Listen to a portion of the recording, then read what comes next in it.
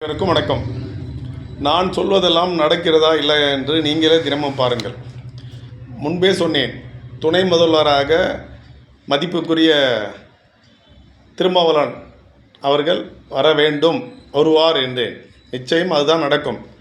அவர் மாநிலங்களவையில் இருக்கக்கூடிய போஸ்டிங்கை ராஜினாமா செய்துவிட்டு இங்கே தமிழ்நாட்டில் தேர்தலில் எம்எல்ஏவாக பொறுப்பேற்று பிறகு துணை முதல்வராக நிச்சயம் வருவார்.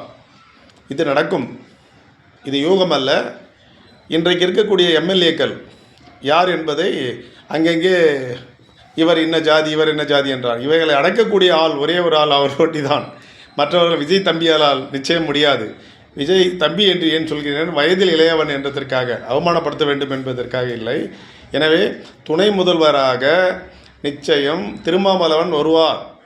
அப்பொழுது நாட்டில் சில மாறுபாடுகள் ஏற்பட வாய்ப்பு இருக்கிறது. நன்றி, வணக்கம்.